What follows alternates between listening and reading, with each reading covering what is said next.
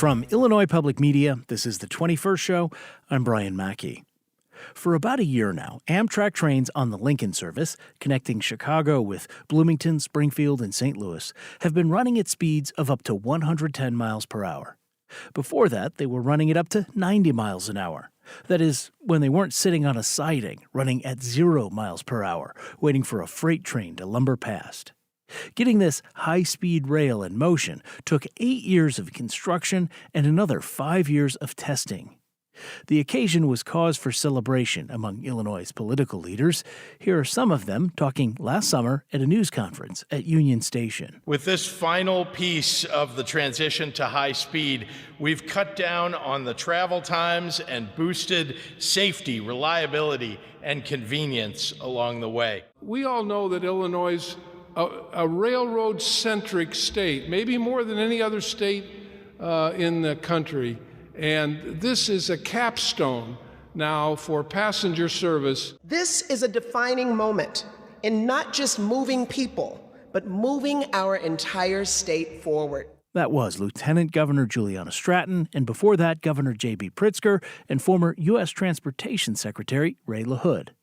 The faster service is being touted as high-speed rail, but compare the new speeds of Amtrak's Chicago to St. Louis service to trains in Europe that can and often do run it up to 200 miles per hour. Suddenly, Illinois' high-speed rail doesn't seem that way at all. I mean, the new speeds are an improvement, but they've also shed light on the state of rail travel in our country and how it could be better still. Last year, I talked about this with Rick Harnish, Executive Director of the High Speed Rail Alliance. Our entire program is on tape today, and because of that, we're not taking calls live, but we do want to know what you think about what we've been talking about, so send an email to talk@21stshow.org, talk@21stshow.org. Okay, here now is my conversation with Rick Harnish of the High Speed Rail Alliance. All right, Rick.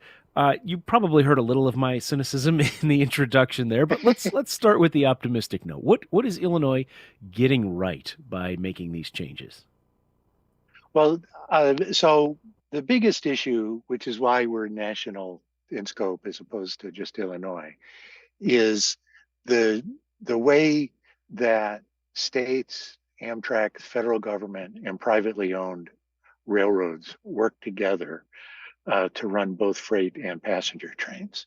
And we don't have a good mechanism for public investment in the kind of track that you need to do both freight and passenger right. And so that institutional learning that happened because of this project is incredibly important. Another big important piece here is the amount of work that was done to change the way the roads in every town interact with the railroad to make them much safer. So those are two things we should be doing across the entire state. I would like to see the road piece of it come more from our road budget than it did in this case. But this really is huge progress in learning how the state can work with the railroads who own most of the tracks. Okay, maybe we can drill down on some of what those changes are. I used to live in downtown Springfield, right next to the tracks. Believe me, I heard the trains all day and night, and I could see this process of changing out the old wooden railroad ties with ones made of, I don't know, they look like concrete. A bunch of crossings were closed in that area. What are some of these infrastructure changes you're talking about that make these higher speeds possible? So the track has to be more rigid and more stable than you need with a slow-moving freight train.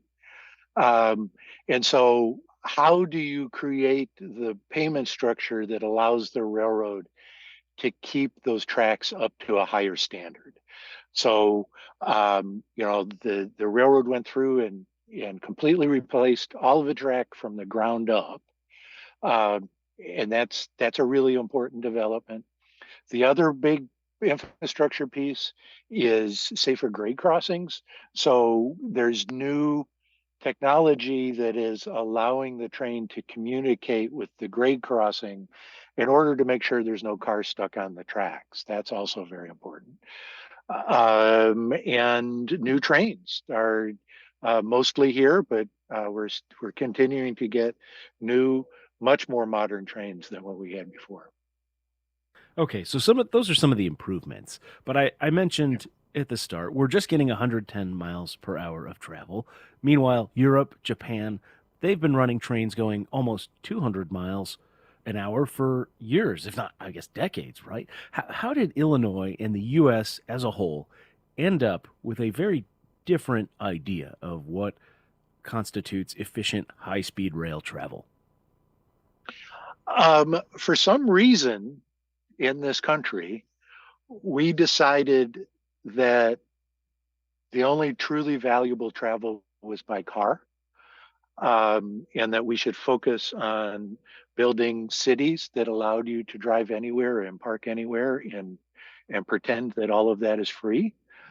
And so we haven't figured out how to make the critical investments you need in railroads in order to make railroads an attractive way to ship both freight and to move passengers. So there's lots of little things that have happened that, there's a lot of discussions out there now about maybe we need to rethink how we do city planning so that people can walk and be healthier and have healthier social relationships because you bump into each other when you're walking and you talk to each other. Um, and it's part of this bigger puzzle of we decided for some reason, I don't know why, that if you wanted to get around, you have to own a car. Yeah, we've had some of those conversations on the program. I'd refer listeners back to our segment on 15-minute cities, the idea of walkable or bikeable, everything you need within 15 minutes of your residence. And there will be more to come as well on, the changes in urban planning. But, what position do we put ourselves in by being so reliant on cars? What does that do to rail service? Or what has that done Well, to rail service? Yeah. well, you know, we've got we've got trains that connect most of the core places we need to connect to Chicago. So they exist, Galesburg, Bloomington, Normal, Springfield, Champaign, Moline, Rockford, um, and then the cities that are the smaller towns that are in between. Those places are all incredibly important.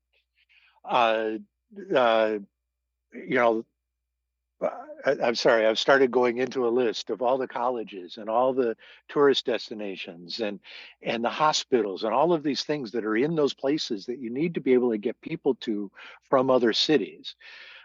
But the problem is that those trains aren't fast enough and they're not frequent enough to make it a truly attractive option. So it should be possible to walk from Illinois State to the Normal train station and catch a train every hour at Normal that takes you to the Loop and to O'Hare. It should be possible to do that in Champaign. It should be possible to do that in Peoria. That's when you really start to make a difference in how these cities attract jobs, how they attract workers, how they innovate. And a really hidden thing is it's really, really expensive to provide highway and utility infrastructure for this spread out landscape that we have. It's incredibly expensive. And so we would have a healthier financial position in the state if we could switch people to cars. But it takes a true commitment to work with the railroads to figure out what tracks needed to be added so that you can run those trains every hour. Switch people to trains. Yeah. Let me take a moment to Yeah. remind listeners this is the 21st show. We're speaking with Rick Harnish, who's the executive director of the High Speed Rail Alliance, about this, what's being touted as high speed rail in Illinois on the Lincoln service between Chicago and St. Louis and points in between, but really pales in comparison to what other countries have done with high speed rail, particularly in Europe and Japan.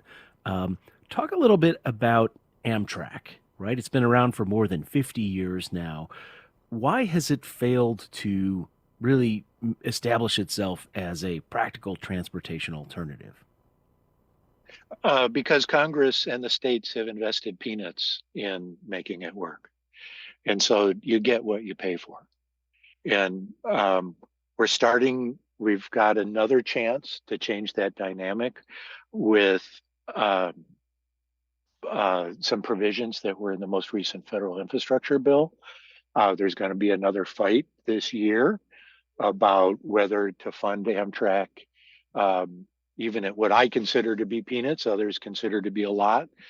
But it really comes down to, if we want people to be able to take the train, to take the bus, to walk within their towns, you have to invest in the infrastructure that makes that work. If you were made Midwest high-speed rail czar with a budget to match your vision, what sort of rail system would you create? Right, I've seen maps that show sort of a lightning bolt, Chicago to Champaign to Springfield to St. Louis. What would you do? What would that take? So the first thing I would do, and let's narrow this down to Illinois to make the discussion simpler, Sure. and then you take it up to a bigger level. But I would first say, what are the important connecting points? O'Hare, the Loop, Rockford, Springfield, Champaign, Bloomington Normal, etc., Carbondale. How do we connect all of those together with a package? There really should be a high quality frequent bus service that makes the kind of circle around Quad Cities around to Danville. We need to build a new high-speed line where trains are going at least 200 miles an hour, at least from downtown Chicago to Springfield to East St. Louis. You need to have hourly service to Rockford and Galena, etc., hourly service to Moline, and then at those core connecting points, the buses and the trains need to connect so that people can easily go. For example, Southern Illinois has a major medical campus in Springfield, and their other campus is in Carbondale. If somebody could take a train that went in, typical Amtrak speeds to East St. Louis, and then get on a high-speed train from East St. Louis to Springfield, now you've connected those two campuses together with an auto-competitive time, even though you're going out of the way. If you had all of this connecting to a core central point in Chicago, where you had a train every 10 or 15 minutes from that core point to O'Hare, then you could take a train from all of these major cities to Chicago and go into O'Hare Airport, which would be huge. There have been some efforts at new rail approaches in America, right? Brightline in Florida. There's a route working on in California. Are there American rail systems that, in your view, are on the right track, so to speak? So we have three categories of track: shared use, which is most of the network. That's where freight trains and passenger trains are using the same track. Regional, which I'll get you, if somebody wants to know, they can call me. And then high-speed line, where you're building completely new tracks to go 200 miles an hour. Brightline Florida has figured out the formula for doing shared use right. And when they open between Orlando and Miami, and Americans from all around the country are riding those trains, they're going to get it better. The other is Brightline West, which will connect the LA suburbs to Las Vegas. That's the one that's most likely to have true high-speed trains in this decade. Again, that'll be a game changer. California is now doing it right. They made some errors because they were the first. They started this process decades ago. They made some errors that have kind of set them back, but now they've got the right kind of program that we need to learn a lot from. And then there's a high potential for Fort Worth, Dallas to Houston, that most of the design work has been done. And now it's a matter of figuring out how to pay for it. We're almost out of time. I'm 46, assuming I'm graced with a normal lifespan. Will I be riding true high-speed rail in the Midwest in my lifetime? If the community leaders throughout the state say that we need to commit to this, then yes, we can. But it really comes from business leaders, elected leaders, in hundreds of towns saying, I want an integrated network of high-speed and regional trains and intercity buses that connects the entire state. If we have that, it can happen. That was Rick Harnish with the High Speed Rail Alliance. I spoke with him last July.